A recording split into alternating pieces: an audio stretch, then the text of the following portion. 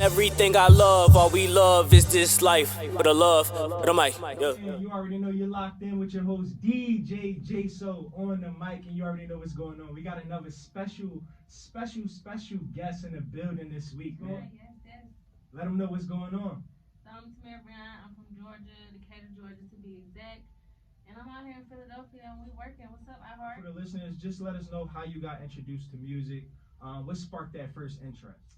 I've been around the industry my whole life. I kind of grew up in the studio and not studio. So I just was in the studio with my guy friend one time and he kept bringing all these little trashy little rappers in there. And I'm like, Facts. boy, I smoke y'all. So I got on the beat and stayed on the beat. Got on the beat and didn't get off the beat. And now I'm here. A lot of artists say that though. They make the music kind of that, fills them. They want to express themselves.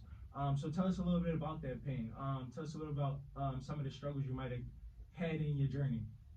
So I dropped out of school when I was 14, mainly because my uncle, I got him tatted on my eyebrow. Slim Cagney, he got killed, and it was just a rough time for everybody. That was my Right. mama brother, so she was going through it. Everybody was going through it. Right, condolences. Yeah. So I just started hustling. I was doing hair first, and I like that. Hold on. We're going to digress a little bit. She said, I was doing hair first. Hold on. Yeah. See, people don't understand as an independent artist, especially when you're coming up, you're new, right? You got to do something to kind of get yourself out there. So, let me ask you this. Did some of your hair clients kind of become your first fans of your music? Yeah, because I would be making my songs and I be sitting there doing their hair and they'll be listening to them and they're like, girl, I'm mad you ain't gonna be able to do my hair no more. They've been saying that for the longest, like, you gonna go, I'm gonna have to find me a new hairstyle. So they be mad. But I they know. all happy. See, look, that's the good energy though, because like people oftentimes they would hate on you. Like this is 2022. This is the biggest era of hate since ever, right? So a lot of times it be the people that's close to you, the people that would come sit in your hair chair that wouldn't want to see you win. So it's a good thing for you that you was blessed, with those people that would tell you like, yo, nah, this doing hair thing not for you. Like, y'all can see you doing this music thing for real. I definitely had the haters though, because some of my clients would be like, man, so you need to stop so you can do my hair forever because they like, nah, look, you got the best prices in the city. You can't go nowhere. I like that energy. See, and I think a lot of artists need to stick to that too. Like that mindset right there, where it's like, yeah, you hating, and I see you talking down on me, but they tell you that you doing something right. Don't nobody. Have you ever seen somebody hating on somebody that didn't have nothing going on? No, not at all. Exactly. So. Hey, look, man, she talking them big facts for y'all today, man. You ain't got no haters, you ain't popping. That's just that on that. Right. So tell us a little bit about the early releases. We had some early releases from you. One track called Atlanta, which seemed to be doing really well on streaming platforms. You had another earlier track that came out. Come on, help me out here. Picture. You had Picture. That was a 2020 release, and you had one more. Yeah. All right, so tell us a little bit about those first early releases. Atlanta was just on some something commercial for. I'm from Atlanta, so but everybody listen to Represent on. You already shout out Atlanta. Picture. I feel like Picture was my early release that did the best. People still listen to Picture. People still message me like, oh, Picture's still my favorite. Picture is just like real relatable, and it was just real true, basically. That was actually like one of the first songs that I recorded. That was probably like my 5th song ever made. Right.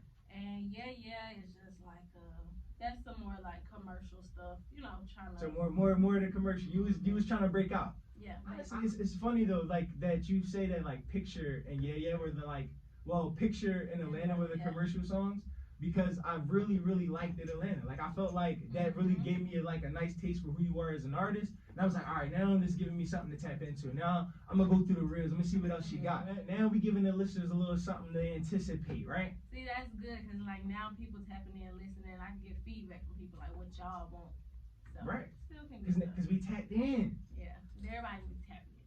So it was a little bit of a gap between that 2020 release and your most recent release that released in 2022. Tell us about that gap. Was that like a hiatus, or was that like, oh, I'm in the booth, I'm cooking up, I'm just not letting y'all know what I got? No, that was like a battle between self and self, basically. Because I wasn't gonna drop. I was just, I don't know. I'm just so particular and like such a perfectionist. So we was basically. That's what we wanted to do, drop a tape that whole time. But I'm just like, no. song's not ready. I don't want these songs out. Da, da, da. So I just had to just let my people tell me what to drop, basically. Because we battled between these track lists forever. Like, And I think that's a lot of the case, the scenario for a lot of artists is when they're in the studio, they're putting in so much work. It's a lot of songs, and like you love them all, like, and you want to put them all out, but a lot of times, like when you think about the business side of the music, there isn't a budget to do 30 songs on your first tape. and it would probably end up being pointless trying to push 30 songs. Right. You're gonna get lost in songs. Most of my problems with the songs that I liked was like my personal songs, like songs that I feel. So them was what I wanted out. But then I had to listen to my manager, like from the business standpoint, what is the people gonna like? Exactly. So that really was the whole art. And honestly, that's not a bad thing. It's honestly a good thing that you was able to overcome that with your management, with your team, because a lot of times that's what breaks teams apart. Yeah. You know, it's like, no, I'm trying to put out this. Oh, you're trying to control my music, or you don't want me to be successful. Listen, you went through the thing that every artist goes through when they're going to that next step, when they're going to that next level. Like, it takes for you to do that. Yeah. How do you personally feel about your project so far? I like it. I think it's lined up good. I like it. I'm proud of it. It's something I can be proud of. So what would you say was your favorite to make? Because I can't ask you the favorite song. You guys never know your favorite song. But what was the favorite to create out of the whole project? What is my favorite song on there? I like Safe Mode. Safe Mode, my favorite song, but like the whole creation process as far as my favorite would probably be the song We Outside. The girls love that song.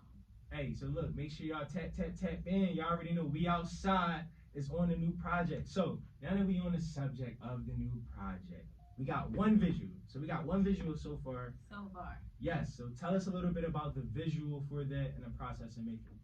Perfect Timing visual was real chill. It came out good. It got back real fast. It was just basically on some chilling, like just a look in day-to-day life, like Right. nothing too much. I think it fit the song real good. You know, because the song's called Perfect Timing. It is out on all platforms. The visual is out on YouTube. It's doing very well. It's almost at 100K. Let's go. Running up them numbers. Yeah, it's so over tell us. 100K though. She said we over now. Well, there's no need to ask you about trial and tribulation.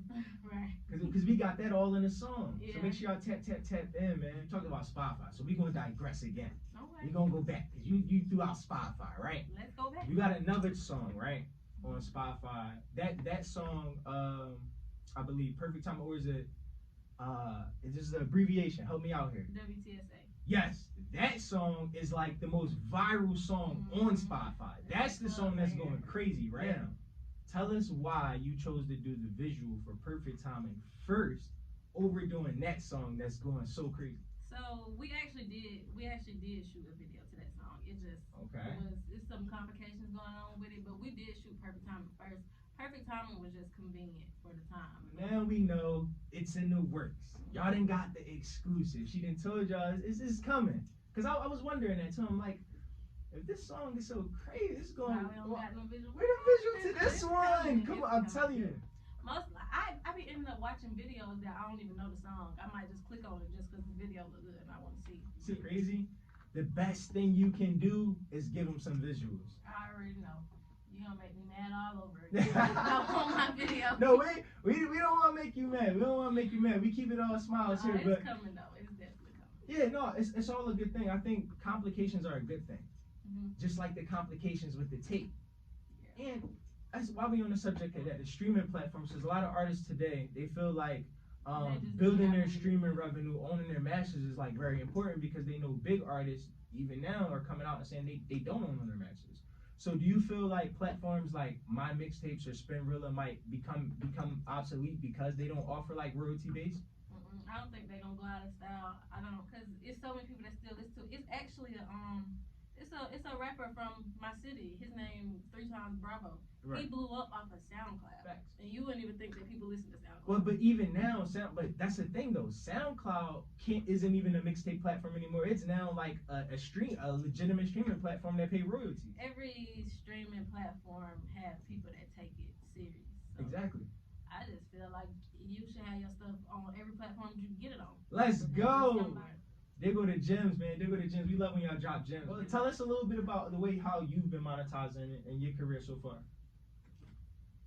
I honestly don't even know much about that part. I just make the music, See, I just everything. make the music. I just make the music, and I just let my manager. I got a smart team. Everybody on my Yeah. team know what they're doing, so I just leave that to all them. I just really focus on the music. No curiosity at all. I know that everybody around me got my best interest, so Right. I don't really have to.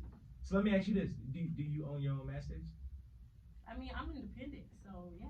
Oh, okay, all right. Well, you know, so you know, like that's a good thing. Yeah. Sometimes you ask artists that question and they be like, they be looking at their team like, do I? So like, no, that's a good thing. I just throwing it out there. So what is next for you? What's going on? Let us know. Shows.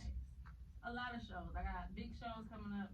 I'm gonna be at Springfest in Tampa. Let's go. Young Thug and Friends. And, Let's go. And yeah, we got a lot coming up. More than that, it's gonna keep coming. It's gonna keep getting bigger and bigger. But that's what I know about right I now. tried to stretch this point in season 1, and I talked about albums. I talked about mixtapes. I talked about dropping singles. We had an expert come in and they suggested that most artists should focus on just dropping singles, figuring out what hits, what makes the people it move. just take one song. It really just take one song. The key thing for features is like who sounds good with you. I think a lot of people like forget that. Like there's some features where you just like that ain't really make sense. Like it wasn't a song that people would like because it's just like you guys don't sound good together. Like both of y'all hot, but y'all just don't sound good together. Not to like toot my own horn, but I feel like I can work with anybody, any sound. I'm just real versatile. Like Yeah. I would say, is there anything you want to say to the people before you go? Not really. Just Tamira Breon. Remember my name. Tap in with me if you don't already know me. Tamira Breon on all platforms: Instagram, Twitter, Clubhouse, Snapchat. Everything's Tamira Breon. That's spelled TamiraBreon. And go get my tape. It's out now everywhere. Overdue. That's it. Y'all already know, man. So thank you, Tamira Breon and your team for coming in today. I appreciate the interview. Keep doing your thing. Keep being a superstar. You already know y'all locked in with your host, DJ J So. Peace out, y'all.